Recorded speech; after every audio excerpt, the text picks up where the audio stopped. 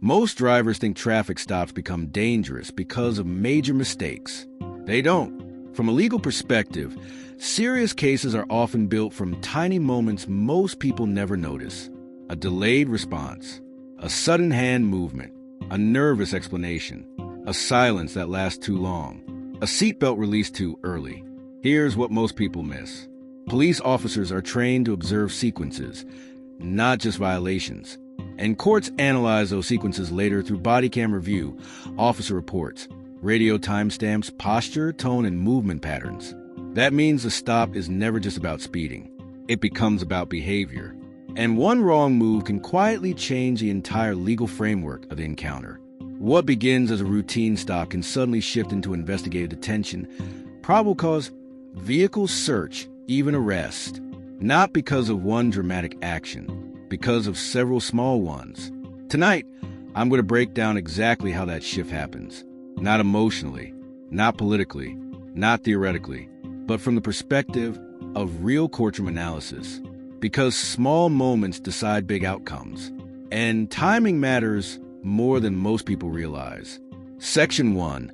The first 10 seconds decide the tone. The first 10 seconds after emergency lights appear are legally more important than most drivers understand. Before the officer reaches your window, before documents are requested, before a single word is spoken, observation has already begun. Courts analyze the beginning of the stop carefully because officer perception starts immediately. How quickly you slow down, whether you signal, how long it takes to pull over, whether the vehicle drifts, what movements occur inside the cabin. All of it becomes part of the narrative. Here's where things change. Most drivers think the stop officially starts when conversation begins.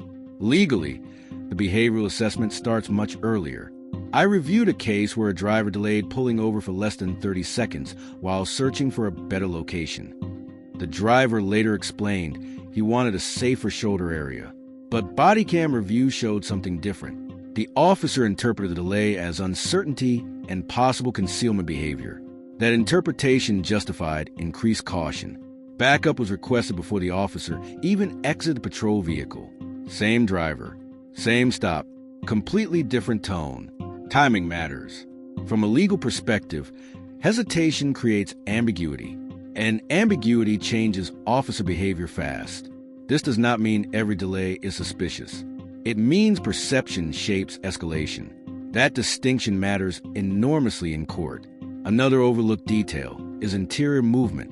The moment the patrol lights activate, officers immediately begin watching the silhouette inside the car, leaning toward the passenger seat, reaching downward, turning repeatedly. Even innocent actions can be interpreted as concealment or retrieval behavior. Courts routinely defer to what's called the reasonable officer standard. That means judges evaluate whether another reasonable officer could interpret those movements as safety concerns at that moment, not whether the driver intended harm. Intent matters less than observable behavior. That's why calm, visible, predictable movement matters so much during the opening seconds. Because the first 10 seconds often determine whether the stop stays procedural or becomes investigative. And once that shift begins, the next mistake becomes much more expensive. Section 2, hands matter more than words. Most people focus on speech during a traffic stop. Officers focus on hands. From a legal perspective, hands represent capability. Courts understand that. Officer training revolves around that reality. That's why bodyCAM review often focuses less on what was said and more on where hands moved. Here's what most people miss. A completely polite driver can still trigger escalation through movement alone. I reviewed footage from a stop involving no yelling, no threats, and no argument. The driver remained respectful throughout the encounter, but one detail changed everything. His right hand repeatedly disappeared below the steering wheel while speaking. The officer interpreted the movement as possible concealment behavior. Backup arrived. The driver was removed from a vehicle. A consent search request followed minutes later. Movement overrode words. Courts analyze this constantly. Visible hands communicate predictability. Hidden hands create uncertainty. And uncertainty legally expands officer discretion. This is where things change. Drivers often believe explaining themselves reduces suspicion. Sometimes it does the opposite. A nervous person tends to gesture more, reach more, move faster, touch pockets, adjust posture repeatedly. On bodyCAM, those movements become part of the officer's articulated observations. That phrase matters. Articulated observations. Because probable cause and reasonable suspicion are often built from layers of observable behavior rather than one single action. The officer later explains, "The driver appeared unusually nervous.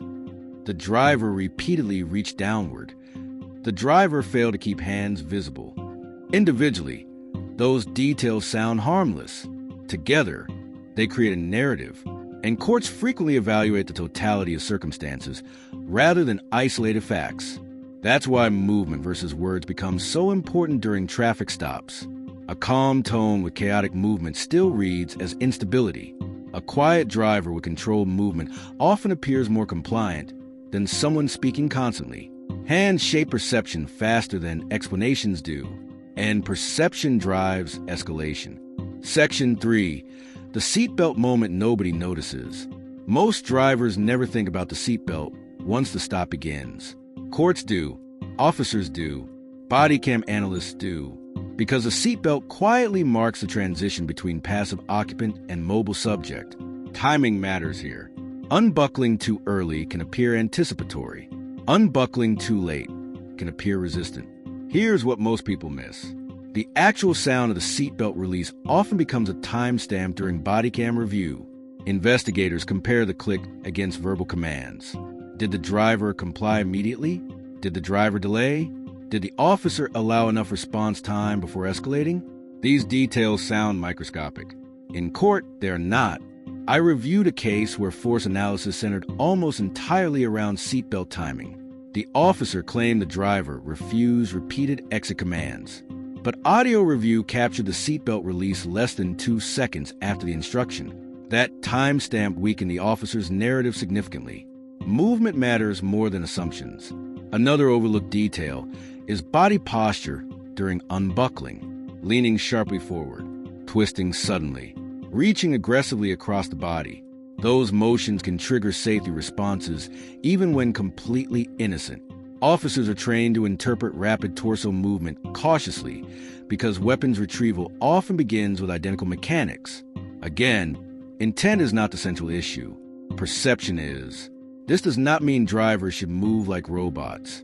It means predictable movement creates cleaner interpretation. Courts analyze whether officer reactions were objectively reasonable under rapidly evolving circumstances. That phrase appears constantly in use of force litigation. Objectively reasonable. And sudden seatbelt movement frequently becomes part of that evaluation. Small moment, major consequences. Section 4. Silence can hurt you differently than you think. People misunderstand silence during traffic stops. Completely. Many drivers believe silence automatically protects them. Legally, it depends on timing, posture, and context. Here's where things change. Courts distinguish between protected silence and behavioral noncompliance. That distinction is critical. If an officer asks casual investigatory questions and the driver remains silent while physically cooperative, courts often interpret that differently than silence paired with delay, tension, or immobility. bodyCAM review focuses heavily on response timing. Long pauses after commands create narrative problems, not because silence is illegal, because delayed compliance changes officer perception. I reviewed footage where the driver never argued once. He remained silent almost the entire stop. Viewers online later praised him for knowing his rights. But courts analyze the encounter differently. The officer issued multiple commands requesting documents. The driver stared forward silently for nearly 20 seconds before moving. That delay became the justification for escalation. The court ultimately sided with the officer because the silence appeared linked to noncompliance rather than protective restraint. This is why movement versus words matters so much. Silence alone rarely determines outcomes. Behavior does. Another factor people miss is breathing. bodyCAM microphones capture stress patterns clearly. Heavy breathing, sharp exhalations, muted verbal reactions. Officers frequently describe those audio cues in reports. Again, not because nervousness equals guilt, but because officers are trained to observe behavioral indicators associated with unpredictability. Courts allow that interpretation surprisingly often, and once unpredictability enters a legal narrative, officer discretion expands quickly. This does not mean you must constantly speak. It means silence without visible compliance can create ambiguity, and ambiguity is where serious problems begin. Section 5. Do you know why I stopped you? Trap. This question appears simple. Legally, it can become extremely important. Do you know why I stopped you? Most drivers answer immediately, and many unknowingly provide admissions that later strengthen the citation or expand the investigation. Here's what most people miss. Officers are not always asking because they need information. Sometimes they are evaluating reaction patterns, tone, eye contact, speed of response, consistency, nervous behavior. All of it matters. I reviewed one DUI-related stop where the driver answered, "Honestly, I only had 2 drinks." The officer had not mentioned alcohol yet. That single sentence shifted the encounter instantly. What began as a lane violation became a DUI investigation because the driver voluntarily introduced impairment-related information. Speech created probable cause development. This is where things change. People believe honesty automatically resolves tension. Legally, volunteer information often expands scope. Courts repeatedly uphold broader investigations when drivers themselves introduce suspicious facts during routine questioning. That's why experienced defense attorneys focus intensely on sequencing. What question came first? What answer followed? What behavior accompanied the answer? Timing matters. Even harmless admissions can become significant later. I was checking my phone. I'm exhausted. I'm running late. I'm nervous around cops. Each statement creates interpretive opportunities, and courts rarely analyze statements in isolation. They analyze them alongside posture, tone, movement, and officer observations. That combined analysis shapes outcomes. This is not about refusing basic lawful instructions. It is about understanding how routine conversational questions quietly gather behavioral evidence. Because traffic stops are not casual conversations. They are structured information-gathering encounters, and every unnecessary detail carries legal weight. Section 6. How officers test compliance without saying it. Most compliance testing during traffic stops is subtle. Officers rarely announce it directly. Instead, they observe how drivers react to small instructions. Can you lower the window a little more? Keep your hands where I can see them. Stay seated for me. Step out slowly. These are not always just practical requests. Sometimes they function as behavioral tests. Courts analyze compliance patterns carefully because officer safety doctrine allows officers significant discretion during investigative detention. That means officers often evaluate whether a driver appears controllable, predictable, and cooperative. Here's what most people miss. The officer may already know the answer to the question being asked. The real purpose is observing response behavior. I reviewed a case involving repeated document requests. The driver eventually complied fully, but the officer later testified that delayed reactions, visible frustration, and argumentative tone collectively suggested resistance escalation risk. The court agreed the officer acted reasonably in escalating physical control measures later in the stop. Again, movement versus words. Drivers often focus on whether they technically complied. Courts focus on how compliance occurred. Fast, slow, agitated, predictable, erratic, calm. Behavioral framing matters enormously. And bodyCAM footage amplifies those interpretations because reviewers repeatedly replay the exact sequence later. That replay changes perception. Moments that feel insignificant roadside suddenly become central evidence inside a courtroom. If you're finding this breakdown useful, subscribe and stay with the channel. These situations look simple on the surface, but legally, the smallest details often carry the biggest consequences, because the next stage is where many routine stops become serious investigations. Section 7, the exact moment of detention, becomes something more. Most drivers cannot identify the moment a routine stop transforms into investigative detention. Legally, that transition matters enormously. Here's what most people miss.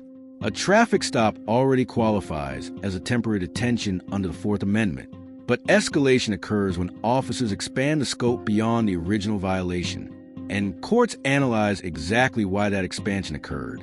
Probable cause, reasonable suspicion, behavioral indicators, conflicting statements, visible evidence. These become the justification framework. I reviewed a case involving a simple registration issue. That was the original stop. But during bodyCAM review, the officer described extreme nervousness, shaking hands, rapid speech, conflicting travel explanations, and repeated downward glances toward the passenger floorboard. Individually, none of those facts proved criminal activity. Combined, the court ruled they supported expanded investigative detention. This is how serious cases often begin, not with dramatic discoveries, with layered interpretation.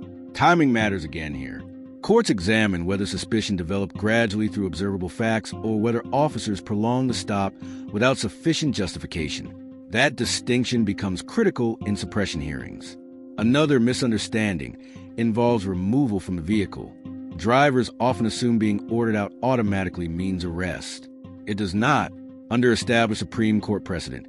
Officers may order occupants out during lawful traffic stops for safety reasons. That authority exists even absent arrest. This is where many drivers panic unnecessarily. Panic changes behavior. Behavior changes perception.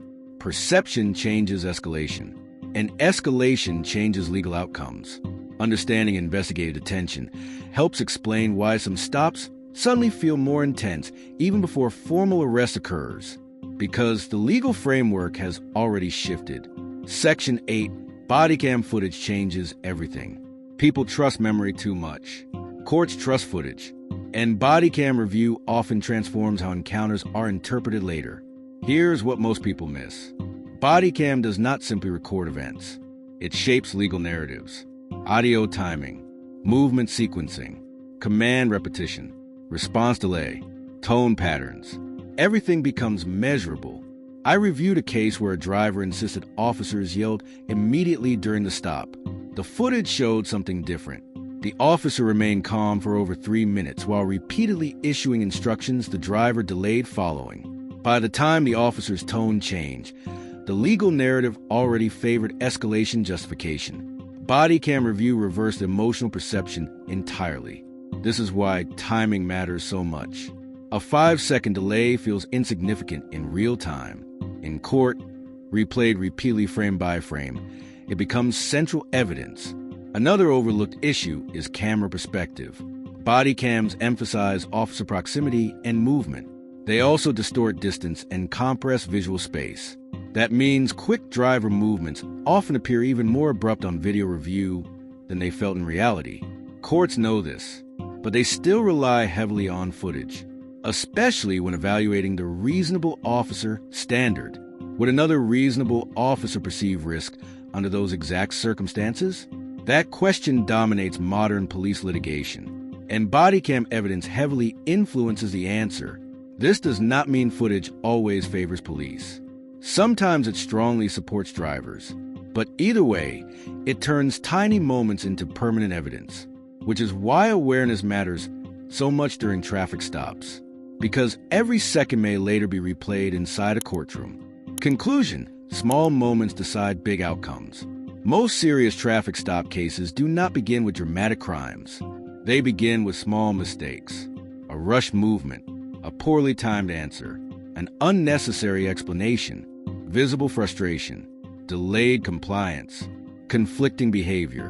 One wrong move rarely destroys a case by itself, but small moments stack together, and courts analyze the entire sequence.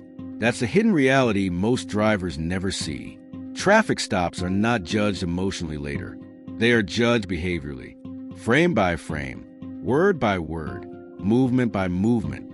This does not mean drivers should fear every interaction. It means awareness matters, because once officer perception shifts, once investigative detention expands, once behavioral suspicion develops, the legal framework changes fast.